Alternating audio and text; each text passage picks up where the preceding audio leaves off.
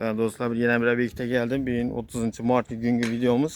Bugün yine temamız bugün ise bordör teması bulup turibdi. Shunaqa bo'libdi. Eng katta kommentarlarda yozilib turgan tema. Endi bu yangi innovatsiyani ko'ringlar. Hozir ustamiz balandligi cha bo'ladi. Balandligi azimini jo'ra chekalam qo'yilib. 1.10 keladi. 1.10 bo'lsa cha xatar bo'ladi shunda bir.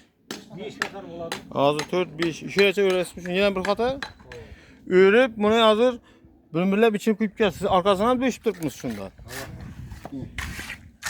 Arkasını döşüp üstüne yine kuyup ondan sonra imidi setken çıkarılıp getirgen. Şimdi hep kuyup turptu şimdi. Komentarda yazasılar. Şimdi 70% adam bu muydu deyip turptu. Lekin köpçülük böyle şu işine esip turptu. Neşinizde kulay ansat. Hem çıraylı çıkardım bu arka görünüşünü karangın. Çok çıkan bu kurugan soğuk dum zor olup duralı. Şimdi bir de ustalar fundamentine bereketletip koydular yine. Bu cahil fundament ku bu usta. Katta bu fundamentem. Yine fundamentem berentligi 35 ba. 35 santim berentlikte bir tarafa koyup bir tarafın divanın üzerine koyup taşangan yine.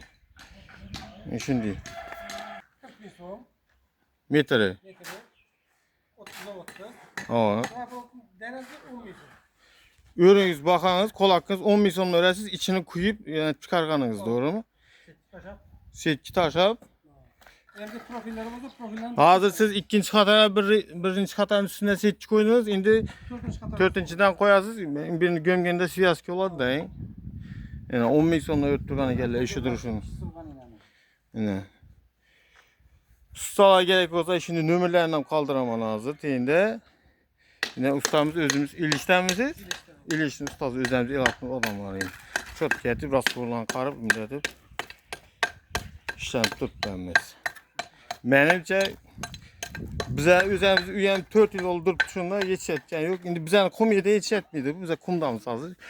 Şorakan Akyol tarafta Sıklat yanındamız. Menimce zor bulup çıkardı. Çıraylı. Bitken sonra yine bir video alalım. Oldu şu videomuzu ekleyelim.